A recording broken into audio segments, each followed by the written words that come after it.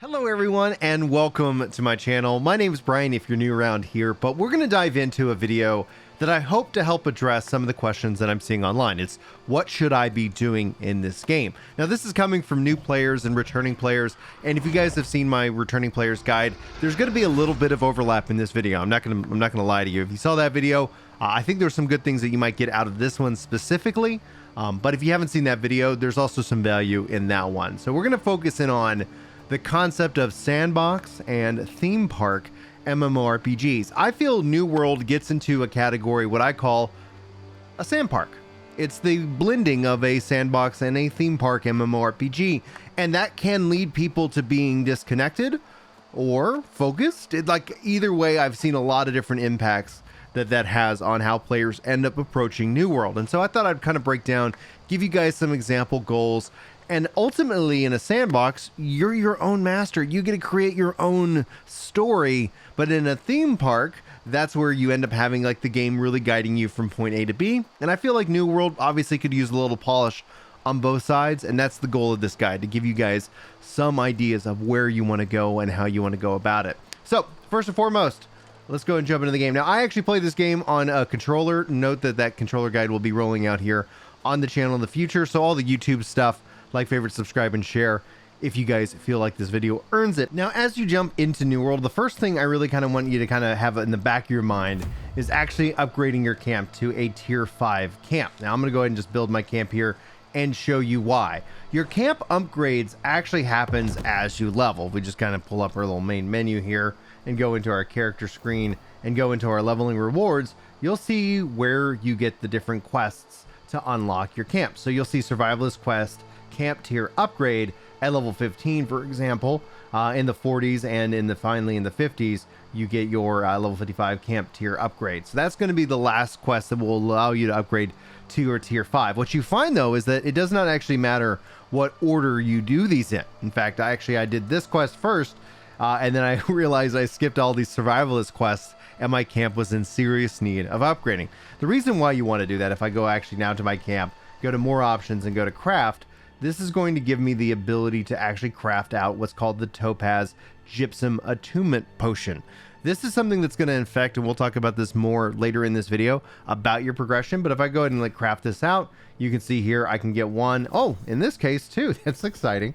And it has a cooldown that is personalized to me. Now, overall, the recipe is very simple. You can see it here, but the game will tell you what it is. Earthen Tail, Salamander Slime, Lightning Beetle, Spinfish Fins, Life Moth Eyes, Soul Worm Tongue, and Bright Moth Dust. So I can craft another one of these potions here in the near future, and this is important to be able to use those to actually farm up gypsum, and we'll talk about that more in the progression side. But overall, if you find yourself with a lower tier camp, be sure to check out the survivalist missions.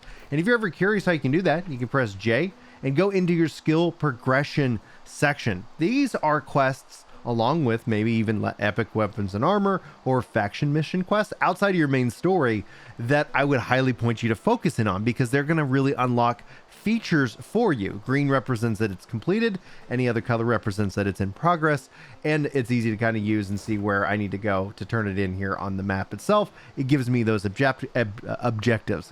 What a weird word for me to fail on. So I just wanted to kind of point that to you. You can always find it in your journal. That's the J key, and under skill progression. So if you pick these quests up and you're like, what quest am I missing? That's where they're going to be. That's exactly where I found them, and I was like, oh man, I completely skipped this, and now I can actually upgrade, have my camp at a tier 5. I can make those potions, and I can also farm up more gypsum, which ultimately was going to allow me to upgrade my gear.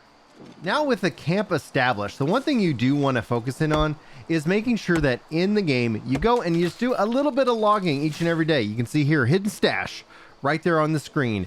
Now I get up to 3 hidden stashes a day. Now that's a global cooldown.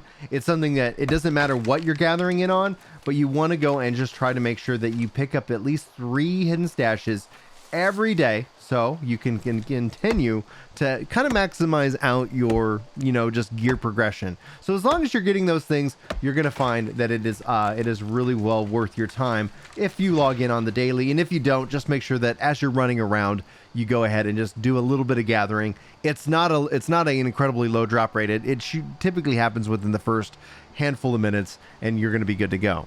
So now I'm going to point you actually to one aspect of the game that you don't necessarily need to prioritize like all abandoned, but the town boards are going to provide yourself a very useful tool. One of two things is that as you look and you level up and you rank up in your map, you find your various territory standings and giving you various buffs. This will allow you to buy a house, and you should absolutely buy a house. We'll talk about that here in a second.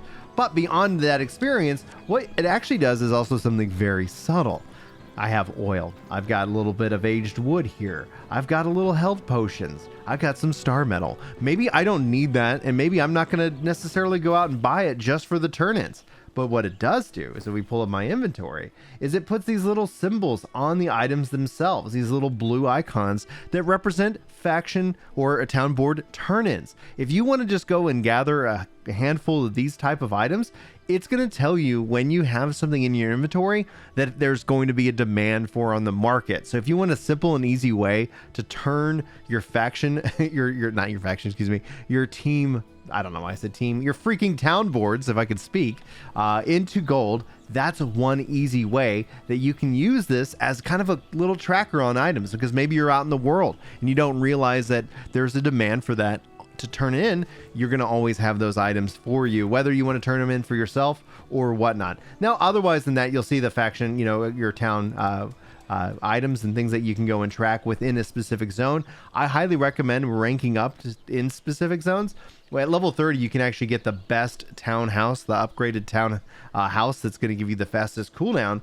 But on that note, when we talk about teleportation, you'll notice that in town, I can actually use Azoth to reset my cooldown. So you don't necessarily need the best town, and with the Azoth costs, you can actually get really fast recalls. The inn has shifted to 30 minutes. I don't know why I keep thinking 15, but on a house, you can actually reset with Azoth, and you're not going to be running out of Azoth anytime soon. I'm constantly at cap by just playing the game. It's constantly at 1,000, so I'm able to use this to really kind of drive and get myself around the game world as quickly as possible. Now, another piece of content that I would highly encourage you to make sure that you're checking out is your faction board. Now, we talked about the town boards, but faction boards actually offer a daily bonus of 3, meaning the first 3 that you turn in are going to give you substantial increases in rewards. And this actually is valuable because under the buy rewards option, like if you go to all your way your tier 3, you can actually buy a gypsum orb, which is going to be your progression post 60 at least once a day, and those cost just the tokens, 7,000 in this case. So grabbing these, you'll see that you're going to just get massive bonuses on your turn-ins, and this also applies to PvP rewards as well. So this is not just for the coin or the token or the rep, like all of it, territory standing and more. It is a very valuable thing for you to take part in, and it doesn't take that long. Now, let's say you're struggling, like here I am in Reekwater. Maybe these are going to be a little bit too much of a match for me as a solo player. If I'm playing solo, my friends aren't on at that time, you can easily just jump into any area. I like to kind of farm in Morningdale as a level 60, just because I'm trying to rank up in Morningdale as just standing, and overall, like, I just enjoy the zone. I think it's gorgeous. So find a zone that you like to level in, make sure you knock out your 3 daily factions, and that's going to give you just that extra level of progression and value to you as a returning player or as a new player, either way, because you can do it at any level, any zone. That bonus of 3 is very good for you as a player. Now, we talked about the daily reward stashes, the hidden stashes. It's important to open these things up. They're going to give you the diamond gypsum. This is actually going to be very critical to what we're about to talk about, but it also is going to give you a nice little amount of coin at random in terms of that roll. So overall, it's going to feed you some daily coin, and that gypsum tend to be kind of what I'm looking for, but you can see other valuable things that are coming in from the hidden stashes as well. So I've got my 3 diamond gypsum, and I ended up getting quite a bit of coin. I'm going to save these other treasure boxes for a future video, so just kind of keep in mind. But now that transitions us perfectly into gypsum and this progression system. Now, I got the 3 diamond gypsum here, so I can go ahead and craft myself a nice little orb, and we're going to use that here just in a second. But let's talk about the different gypsums. You got obsidian gypsum. This is going to be where you get level 60 open world name bosses killed, and you need 3 of those to craft an orb. Sapphire gypsum, that's going to be basically any from the level 60 dungeons. So if you beat the final boss, you're going to get that, and ultimately you just need one. How this structure works is, depending on the content, depends on the amount of investment that you need to make as a player. Different challenging things require less to craft because they are going to take a little bit more time. As you see with the diamond, I just get 1 diamond each day as long as I log in, and then I'm just making a little bit of progress in that way. Now, emerald gypsum, this is going to come from your open trade skill casts. If I just go and pull that up and go to trade skills, like as I hit these different tiers, I can get little trade skill casts that has the chance to give me an emerald in that case. So that's all a part of that post progression leveling as well. So that's just one aspect of the emerald gypsum. Citrine gypsum, which you just need 1, you open your arena caches for those. So you do arenas and you can get citrine gypsum. For your amethyst, you need 7 of them, and those are going to have you open breach caches. And then ruby gypsum is going to come from Outpost Rush. Outpost Rush is the level 60 PvP content. We just pull up our main menu and go to modes. You can queue for Outpost Rush. This might be server dependent at the moment. We will update you here on the channel as like that maybe becomes cross server, but they did say that's going to be a while away. So you do want at least a decent healthy pop to be able to take part in Outpost Rush. Always monitor chat, as people will say, hey, so many people are in queue. But the way the game works now is that you can be out in the world and in queue and queue up while you're fishing or something like that. That's what I end up doing. That's how I end up playing it. But you need 2 rubies to be able to get a gypsum orb from that one. Then you also have your diamond. This is found in like world events and holiday events, and obviously the hidden stashes, and that's where that comes from. And then the topaz gypsum, the potion that we talked about in the early thing. You craft those potions, you use them, you get an hour, and as long as you're fighting enemies level 55 and over, you're gonna have a chance to drop the topaz gypsum, which you can use to craft up the orbs. Then you get to select essentially where you want to focus that. You can go and level up your expertise by doing the high tier content. You'll see online chest runs within Merkgard and all that, you know, so you can get a part of that aspect. So you're killing enemies. You do have that chance to increase your, your expertise via RNG. This is kind of the static form of that progression. And so for me right now, I'm just kind of focusing in on like my headgear and my body. Just, I don't know why, that's just something what I'm doing. You craft the set, and then I'm going to go ahead and craft another one because I have 2 orbs. It's usually how I kind of play. I'm going to focus on a chest gear, and with those crafted, I can pull up my inventory, and I can go ahead and open these up, and that's going to increase my expertise now, in this case of 526 for that. And for headgear, it looks like 515 increased. You actually get those items that you can use to equip if you want to. If you're looking for something, better to wear, if that's going to have more of a focus on your stats, etc. So now you got a little thing, some stuff to play around with. And this overall looks obviously better than my fisherman's smock, which is what I've been using to level and to go fishing as well. And that kind of takes me into kind of my third area that I want to talk about, finding a profession. If we go and pull up our character screen here, I really enjoyed fishing in this game. This has allowed me to do a lot, but now I'm in the post fishing game, and you can see here it's just started a little bit towards my aptitude level score. The reason why this is important is that coin has a value in this game. It's going to allow you to buy crafted gear. It's going to allow you to really kind of play around in the markets, and so you want to find a way that you're kind of supplying the market with different items. And that's kind of where you saw me with my different tracking methods that I'm using from the town boards. That allows me to go in here and decide to say, hey, I want to make sure that I'm putting up items for sale. So even at the end of your play session, whether you want to do this at the start, you should always come over into your sell tab, and I always like to sort by what I own and then decide to see if something is actually worth it. When going to sell, you'll see if there's anybody who's listing various different buy orders.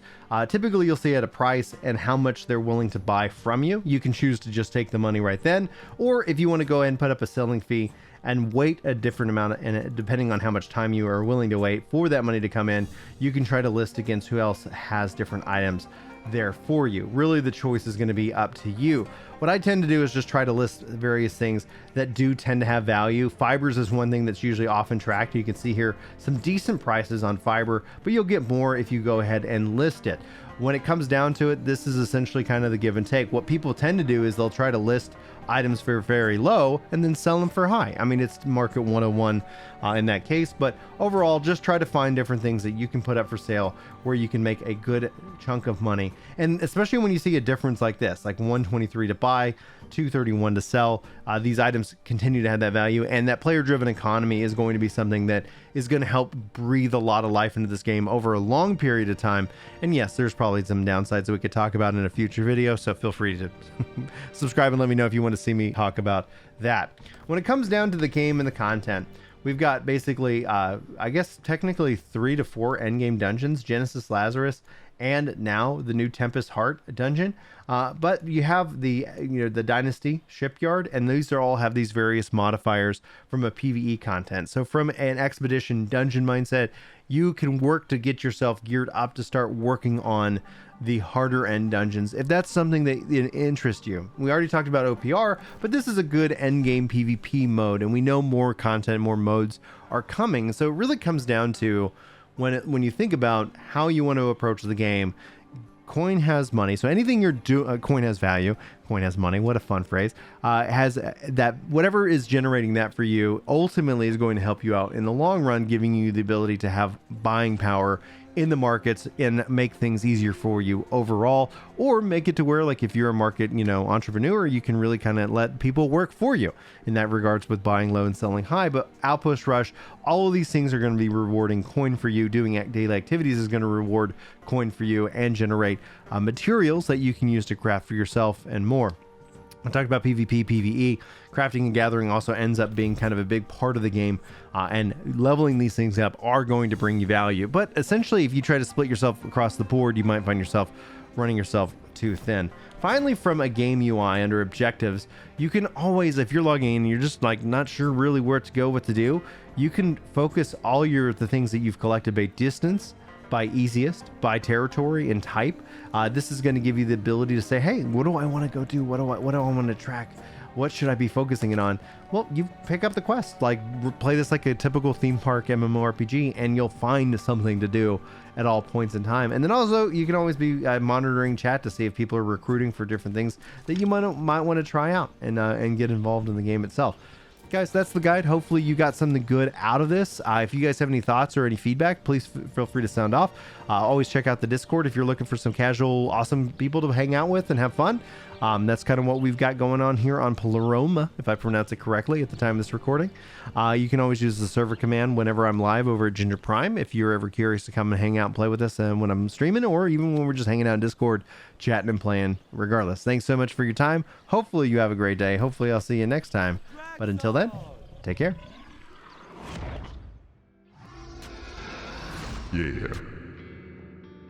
It's time to chill out on the couch and read some comments. That's right. You know me when it comes to Destiny. I'm off with a clan, and I'm glad you're feeling better. Oh yeah.